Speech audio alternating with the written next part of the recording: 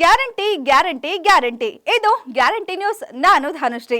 ಒಂದು ಕಾಲದಲ್ಲಿ ಕರಾವಳಿ ಅನ್ನೋದು ಬರೀ ತುಳು ಸಿನಿಮಾಗಳಿಗೆ ಮಾತ್ರ ಸೀಮಿತ ಆಗಿತ್ತು. ಆದ್ರೆ ಈಗ ಕಾಲ ಬದಲಾಗಿದೆ. ತುಳುನಾಡಿನ ಮಂದಿ ಕನ್ನಡ ಚಿತ್ರರಂಗವನ್ನು ರಾಷ್ಟ್ರೀಯ ಅಂತಾರಾಷ್ಟ್ರೀಯ ಮಟ್ಟಕ್ಕೆ ಕರೆದೊಯ್ಯುವಲ್ಲಿ ಮಹತ್ವದ ಪಾತ್ರವನ್ನ ವಹಿಸಿದ್ದಾರೆ. ಅಂತವರಲ್ಲಿ ನಮ್ಮ ರಿಷಬ್ ಶೆಟ್ಟಿ ಕೂಡ ಒಬ್ರು. ಹೌದು, ಕಾಂತಾರ ಸಿನಿಮಾದ ಮೂಲಕ ಕನ್ನಡದ ಕೀರ್ತಿ ಪತಾಕೆಯನ್ನ ಕನ್ನಡ ನೆಲದಿಂದ ಹಿಡಿದು ವಿಶ್ವ ಸಂಸ್ಥೆವರೆಗೂ ಹಾರಿಸಿದ್ದಾರೆ. ಈ ಗರಿಮೆ ಡಿವೈನ್ ಸ್ಟಾರ್ ರಿಷಬ್ ಶೆಟ್ಟಿ ಅವರಿಗೆ ಸಲ್ಲುತ್ತೆ.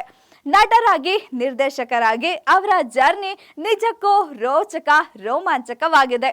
ಇನ್ನು ಕೇವಲ ಮುಂಬೈನಲ್ಲಿ ಒಬ್ಬ ಆಫೀಸ್ ಬಾಯ್ ಆಗಿದ್ದ ರಿಷಬ್ ಶೆಟ್ಟಿ ಅವರ ಜೊತೆ ಇಂದು ಅದೇ ಮುಂಬೈನ ದೊಡ್ಡ ದೊಡ್ಡ ನಿರ್ಮಾಣ ಸಂಸ್ಥೆಗಳು ಇವ್ರ ಜೊತೆ ಸಿನಿಮಾ ಮಾಡಬೇಕು ಅಂತ ಕ್ಯೂನಲ್ಲಿ ನಿಲ್ಲುವಂತ ಮಟ್ಟಕ್ಕೆ ಬೆಳೆದು ನಿಂತಿದ್ದಾರೆ. ಇಷ್ಟೆಲ್ಲ ಸಾಧನೆ ಮಾಡಿದ ರಿಷಬ್ ಶೆಟ್ಟಿ ಅವರ ಈಗಿನ ಒಂದು ಸಾಹಸಕ್ಕೆ ಇಡೀ ಕರುನಾಡು ಶಬಾಷ್ ಅಂತ ಹೇಳ್ತಾ ಇದೆ. ಅದೇನು ಅಂತ ನೋಡೋದಾದ್ರೆ, ಎಲ್ಲಕ್ಕಿಂತ ಮಿಗಿಲಾಗಿ ತಾನು ಹುಟ್ಟಿ ಬೆಳೆದ ಕೆರಾಡಿ, ಬೈಂದೂರು, ಕುಂದಾಪುರ ಅಂದ್ರೆ ರಿಷಬ್ ಶೆಟ್ಟಿ ಅವರಿಗೆ ಎಲ್ಲಿಲ್ಲದ ಪ್ರೀತಿ, ಅಭಿಮಾನ ಹಾಗೂ ಗೌರವ.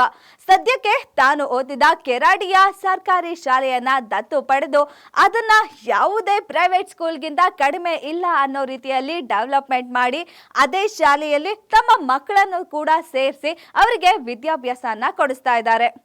ಇನ್ನು ಸಾಲದು ಅಂತ 90 ವರ್ಷಗಳ ಇತಿಹಾಸ ಇರೋ ನಮ್ಮ ಕನ್ನಡ ಚಿತ್ರರಂಗಕ್ಕೆ ಒಂದು ಫಿಲಂ ಸಿಟಿಯ ಕೊರತೆ ಇದೆ ಅಂತ ರಿಷಬ್ ಶೆಟ್ಟಿ ಅವರು ಕೆರಾಡಿಯಲ್ಲಿ ಒಂದು KFC ಅನ್ನ ಕೂಡ ಕಟ್ಟಿದ್ದಾರೆ. KFC ಅಂದ್ರೆ ಕೆರಾಡಿ ಫಿಲಂ ಸಿಟಿ ಅಂತ. ಇಷ್ಟೆಲ್ಲ ಸಾಧನೆಗಳನ್ನ ಮಾಡಿದ ರಿಷಬ್ ಶೆಟ್ಟಿ ಅವರ ಈಗಿನ ಒಂದು ಕೆಲಸಕ್ಕೆ ಇಡೀ ಕರುನಾಡು ಮೆಚ್ಚುಗೆಯನ್ನ ವ್ಯಕ್ತಪಡಿಸ್ತಿದೆ.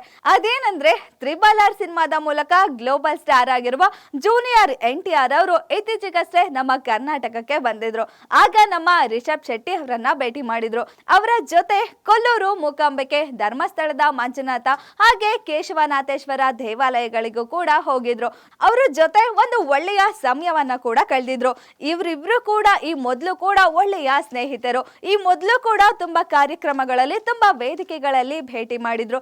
ಇವರಿಬ್ಬರ ಮಧ್ಯೆ ಒಂದು ಒಳ್ಳೆ ಸ್ನೇಹ, ಒಂದು ಒಳ್ಳೆ ಆತ್ಮೀಯತೆ ಇದೆ. ಇದಲ್ಲದೆ ಜೂನಿಯರ್ NTR ಅವರ ತಾಯಿ ಕೂಡ ನಮ್ಮ ಕರ್ನಾಟಕದವರು, ಮೇಲಾಗಿ ಕುಂದಾಪುರದವರು. ಇನ್ನು ಮುಂದಿನ ದಿನಗಳಲ್ಲಿ ಇವರಿಬ್ರು ಒಟ್ಟಾರೆಯಾಗಿ ಸಿನಿಮಾ ಮಾಡಲು ಕೂಡ ರೆಡಿ ಆಗಿದ್ದಾರೆ. ಇದಾದ್ಮೇಲೆ ಇದೀಗ ಟಾಲಿವುಡ್ ನ ಮತ್ತೊಬ್ಬ ಸ್ಟಾರ್ ನಟ, ನಿರ್ಮಾಪಕ ಆಗಿರುವ ರಾಣಾ ದಗ್ಗುಬಾಟಿ ಅವರು ರಿಷಬ್ ಶೆಟ್ಟಿ ಅವ್ರನ್ನ ಭೇಟಿ ಮಾಡಿದ್ದಾರೆ. ರಾಣಾ ದಗ್ಗುಬಾಟಿ ಅವರು ಒಂದು ಶೋ ಅನ್ನ ನಡೆಸ್ತಾ ಇದ್ದಾರೆ. ಅದರಲ್ಲಿ ಕೆಲವು ಸೆಲೆಬ್ರಿಟೀಸ್ ಗಳನ್ನ ಕರೆಸಿ ಅವರ ಜೊತೆ ಮಾತಾಡೋ ಒಂದು ಟಾಕ್ ಶೋ ಅನ್ನ ನಡೆಸ್ತಾ ಇದ್ದಾರೆ. ಆ ಶೋಗೋಸ್ಕರ ರಿಷಬ್ ಶೆಟ್ಟಿ ಅವರನ್ನ ಕುಂದಾಪುರಕ್ಕೆ ಬಂದು ಭೇಟಿ ಮಾಡಿದ್ದಾರೆ. ಇವರು ಈ ಶೋಗೋಸ್ಕರ ಹೈದರಾಬಾದ್ ನಲ್ಲಿ ಒಂದು ದೊಡ್ಡ ಸೆಟ್ ಅನ್ನೇ ಹಾಕಿದ್ದಾರೆ. ಅವರು ರಿಷಬ್ ಶೆಟ್ಟಿ ಅವ್ರನ್ನ ಅಲ್ಲಿಗೆ ಕರೆಸಿ ಇಂಟರ್ವ್ಯೂ ಮಾಡಬಹುದಿತ್ತು.